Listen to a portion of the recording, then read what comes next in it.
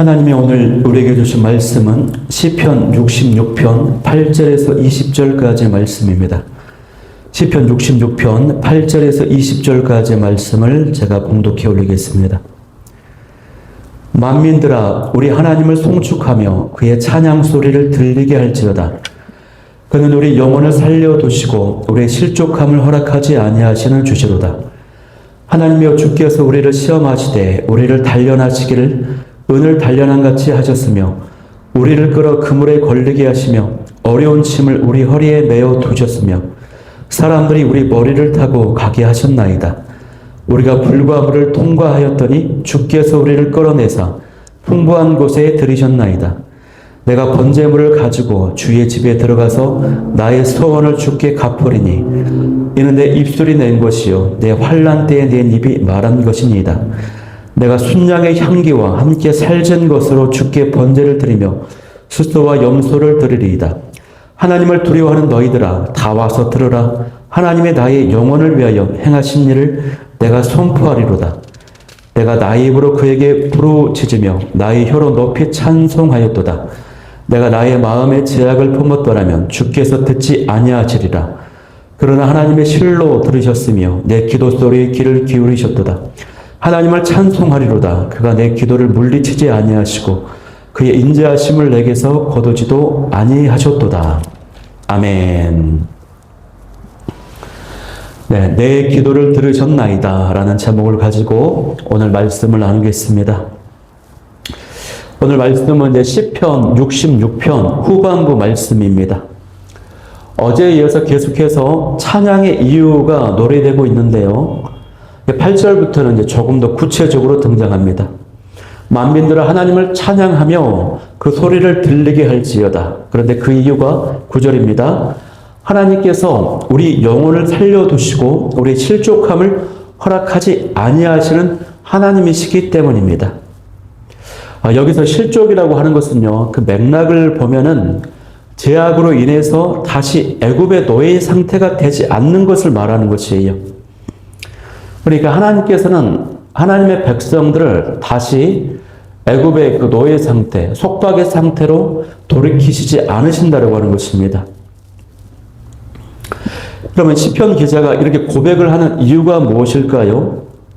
이스라엘이 가나안 정착을 한 이후에 이스라엘 공동체가 여러 가지 그 시련과 고난을 많이 겪었습니다.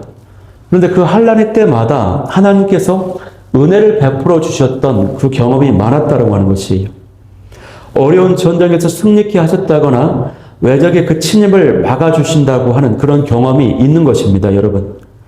그래서 하나님께서는 과거의 그 속박의 상태로 돌이키지 않으신다, 실족함을 허락하지 아니하신다, 이 고백을 지금 하는 것입니다. 한마디로 쉽게 말하면 하나님은 보호자가 되신다, 이 뜻입니다. 그 사실 때문에 하나님이 우리의 보호자가 되신다라고 하는 사실 때문에 찬양하고 그 찬양 소리가 많은 사람들에게 들리게 하라라고 하는 것이에요.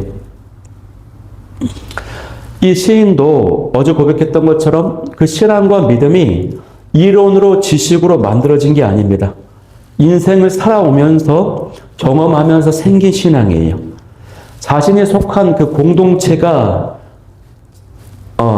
자신이 속한 이 공동체도 마찬가지입니다. 우리가 연세가 우리 많으신 분들의 그 신앙을 보면 어떻습니까?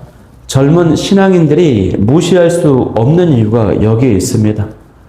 세월을 통해서, 오랜 세월을 통해서 내재적으로 체득된 그 믿음, 그 신앙은요, 매우 값진 것이기 때문에 그래요. 굉장히 견고해요. 돈으로 살 수 없어요. 지식으로 형성이 될 수 없는 것입니다, 여러분. 그 세월 가운데 눈물로 기도하고 인내하고 그 아픔을 온몸으로 겪으며 울부짖었던 그런 흔적들이 다 있어요. 이러한 것들이 통과되는 가운데 하나님의 능력과 응답을 경험하는 것입니다. 그렇게 해서 형성된 믿음이고 신앙이기 때문에 교회는, 특히 젊은 세대는요, 신앙의 연장자들을 존경하고 공경해야 되는 것입니다. 계속 말씀을 보면은 찬양의 이유가 설명되고 있는데 그것은 단련을 통해서 풍성케 하시기 때문이라고 하는 것이에요. 그 그 내용이 이제 10절과 12절의 내용, 10절부터 12절의 내용입니다. 하나님이여 주께서 우리를 시험하시되 우리를 단련하시기를 은을 단련함같이 하셨으며 우리를 끌어 그물에 걸리게 하시며 어려운 짐을 우리 허리에 메어 두셨으며 사람들이 우리 머리를 타고 가게 하셨나이다. 물과 불을 통과하였더니 주께서 우리를 끌어내사 풍부한 곳에 들이셨나이다. 이렇게 고백합니다. 하나님께서 역경과 시련을 통해서 성도들을 단련시키시고 이것을 통해 풍성한 축복을 내려주신다고 하는 것입니다. 이것이 어려운 환경 가운데서도 시험하시는 이유가 이것입니다, 여러분. 여러분, 하나님의 자녀가 된다고 하는 것은요, 시험을 포함하는 것입니다. 불과 연단을 통과해야 된다는 것을 포함하는 것이에요. 10절 말씀에 보면은 은에 대한 그 단련이 소개되고 있는데, 은은 뜨겁게 타오르는 그 불 속에서 녹습니다. 그때요, 이 불순물과 찌꺼기가 위로 올라온다고 해요. 그러면 이 세공사가 위로 올라가는 그 불순물을 제거하는 것이죠. 이 작업을 반복하는 것입니다. 뜨거운 불에 달구어서 은이 녹게 해서 불순물과 찌꺼기가 위로 올라와서 제거하는 이 작업을 계속 반복해야 하는 겁니다. 그래서 이 불순물이 나오지 않을 때까지 마지막 정년 단계에서요, 그 은을 비추어 보면은 자신의 얼굴이 이제 보여요. 근데 그 얼굴이 일그러지지 않고 제대로 비추어지면은 모든 불순물이 제거된 상태, 깨끗한 은이 된다라고 해요. 그래서 이 은이 녹는 과정을 통해서 순수하게 되는 것처럼 이 연단, 단련의 시간이 우리의 믿음과 신앙과 성품을, 영혼을 정결케 한다라고 하는 것입니다.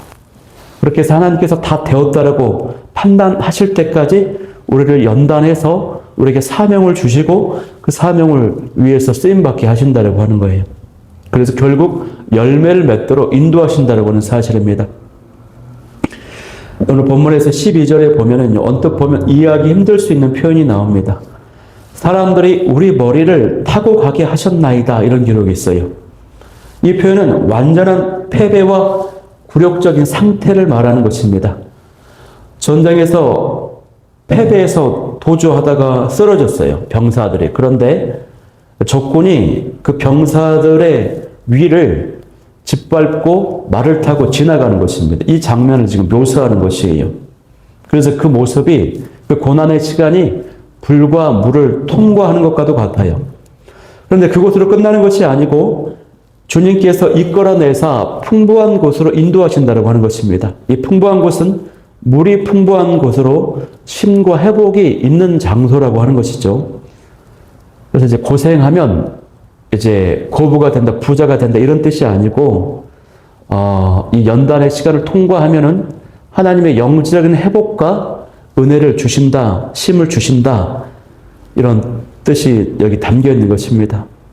이처럼 우리가 하나님을 찬양해야 되는 이유가 뭡니까? 연단이 있지만 하나님은 그것을 통해서 축복하시는 분이시기 때문이에요. 찬양해야 된다고 하는 사실이에요. 그래서 우리가 고린도전서 10장 13절 말씀에도 보면은 사람이 감당할 시험 밖에는 너에게 당한 것이 없나니 오직 하나님은 미쁘사 너희가 감당하지 못할 시험 당함을 허락하지 아니하시고 시험 당할 즈음에 또한 피할 길을 내사 너희를 등이 감당하게 하시느니라 라고 말씀하고 있죠. 여러분, 혹시 지금 겪는 고난과 어떤 시험이 있다면 그것이 바로 하나님의 사랑을 믿으시길 소망합니다. 하나님의 사랑이심을 믿으시길 바라고 그 고난을 통해서 더 연단되고 단련되어서 하나님께서 원하시는 수준의 장성한 분량에 이르고 열매 맺는 주인공들이 될 수 있기를 소망합니다.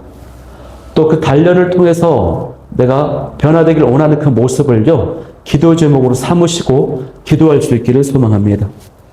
계속해서 이 13절 말씀을 보면은 이제 시인은 하나님께 대한 그 소원을 지키겠다라고 선포합니다. 말씀에 보니까 내가 번제물을 가지고 주의 집에 들어가서 나의 서원을 주께 갚으리니 이렇게 되어 있어요. 그 서원의 내용이 무엇인지 또 14절과 15절에 나오는데요. 그 그 소원은 스스로 말한 것입니다. 환난을 당했을 때에 하나님께 소원을 약속을 했어요. 그리고 그 내용은요, 순양의 향기와 함께 살찐 것으로 주께 번제를 드리는 것, 수소와 염소를 드린다라고 하는 것이에요. 이 시인은요, 고난의 때에 하나님께 소원을 했고, 그 고난이 지나가자 그 소원을 지키고자 합니다. 보통 사람들은 위기를 만났을 때 하나님과 흥정을 막 하죠.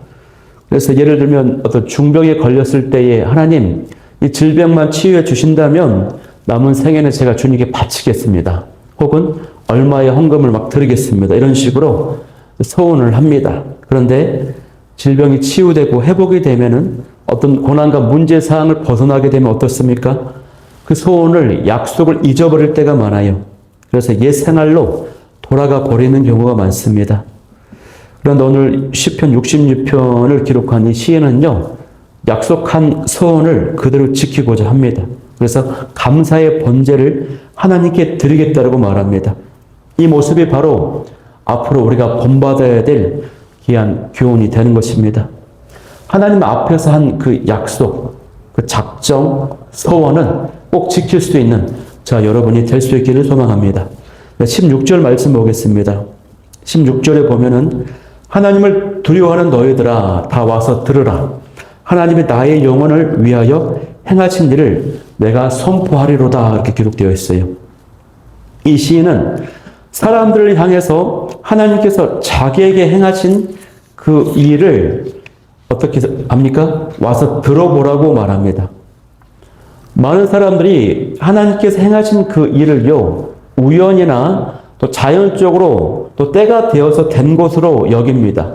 그렇기 때문에 개인적인 그 구원의 경험을, 응답의 경험을 찬송하는 일에 부족할 때가 많다라고 하는 것이에요. 그러나 이 시인은요, 자신이 받은 그 은혜를 경건한 자들에게 들려주기를 원합니다. 그리고 그가 그 들려주기를 원하는 대상이 누구라고 말합니까? 하나님을 두려워하는 자들이라고 되어 있어요. 하나님을 두려워하는 자들. 하나님을 두려워하는 자들이기 때문에 이 시인의 간증을 듣고 어떻게 되겠어요? 그들은 하나님을 더 경외하게 되고 하나님을 향한 믿음과 용기를 얻게 될 것임에 틀림이 없는 것입니다. 이처럼 이 간증에 큰 유익이 있는 것이에요. 영적인 은혜가 있는 것입니다, 여러분. 그래서 믿는 자들은 서로 하나님이 주신 은혜, 그 응답, 간증의 사건들을 나누어야 됩니다. 함께 나눌 때 어떻습니까? 배가 되는 것이에요. 특별히 하나님께서 하신 일이라면 그 누구와도 모든 사람들과 나누는 것이 굉장히 좋습니다. 우리가 전도할 때 예수님 믿으세요, 교회로 오세요, 구원 받으세요 이런 얘기도 하지만 이미 그것을 전제하고 저기요 아저씨 하나님께서 저에게 이런 응답을 주셨어요. 제 질병을 치유해 주셨어요. 이런 놀라운 일이 있었어요. 이렇게 고백을 해도요 큰 유익이 있다라고 하는 것이에요. 만약에 나에게 그런 개인적인 간증이 없어도 좋습니다. 우리는 그런 개인적인 응답과 은혜의 체험이 없어도 간증할 수 있어요. 왜 그렇습니까? 우리는 성경 말씀이 있기 때문입니다. 성경은요, 위대한 인물들의 간증책이거든요. 이 성경 말씀을 통해서 얻게 된 말씀, 지식, 또 은혜를 나눔으로 우리가 그 누구에게라도 풍성한 유익을 끼칠 수 있다고 하는 사실이에요. 자신의 그 구원의 체험을 들려주기를 열망한 이 시인은요, 하나님께서 거짓을 품은 자의 기도는 듣지 않으신다라고 또 선포합니다. 말씀에 보니까 내가 내 마음에 죄악을 품으면 주께서 듣지 아니하시리라 라고 고백해요. 고백하지 않거나 버리지 않은 죄가 있으면 기도는 응답되지 못합니다. 다윗은 이러한 사실을 깊이 인식했고 그래서 늘 죄를 고백하며 은혜를 구했습니다. 만일 죄를 짓고도 회개하지 않은 채 기도한다면 그것은 위선입니다. 응답되지 못해요. 하나님께서 그런 위선자의 기도는 결코 듣지 않으세요. 하나님은요 모든 행위를 아시고 지켜보고 계시는 분이십니다. 심지어 하나님은요 예레미야에게 어떻게 말씀하셨어요? 사람들을 위해 기도하지 말라. 내가 그 기도를 듣지 않겠다라고 말씀하셨어요. 따라서 여러분 우리가 어떤 도우심을 요청하는 기도가 응답되지 않았을 때에 가장 먼저 살펴봐야 될 것은 내가 처리되지 않은, 회개하지 않은 죄가 있는지를 돌아봐야 되는 것입니다. 또 죄를 짓지 않았음에도 불구하고 어떤 기도가 응답되지 않았다 그럴 때는요, 그럴 때도 있습니다. 그럴 때는 우리가 그럼에도 불구하고 하나님의 전능하심과 선하심을 믿고 나아가야 되는 것이에요. 기도 응답은요, 하나님 측면에서 보면은 의무사항이 아닙니다. 반드시 응답해 줘야 되는 것이 아니에요. 그저 하나님의 궁율과 사랑 때문에 우리가 응답을 받는 것이에요. 그러나 하나님께서는 분명히 말씀하시기를 의인의 기도에, 바른 기도에 응답해 주신다고 약속하셨어요. 그런데 감사하게도 오늘 본문의 시인이 응답을 받습니다. 19절 말씀에 보니까 그러나 하나님이 실로 들으셨으며 내 기도 소리에 귀를 기울이셨도다 라고 고백합니다. 20절 내용에도 보면은 내 기도에 응답하셨기 때문에 하나님을 찬송하리로다 이렇게 고백을 합니다. 응답하심에 대한 감사, 찬양입니다, 여러분. 하나님은요, 그 인자하심 가운데서 회개하여 부르짖는 자의 기도를 들으십니다. 따라서 이 시인은 공경에 처한 자에게 회개하고 자신의 문제를 가지고 하나님께 나오라고 지금 권면하고 있는 것이에요. 회개 없는 기도를 여러분 반복해서 하고 있지는 않습니까? 우리가 회개를 통한 기도를 올려드림으로 응답받을 수 있는 저와 여러분이 될 수 있기를 소망합니다. 오늘 이 말씀을 기억하면서 기도하기를 원하는 기도 제목 3가지는요. 고난 속에서도 우리를 실족하지 않게 붙들어 주시는 그 하나님을 신뢰하게 하여 주옵소서.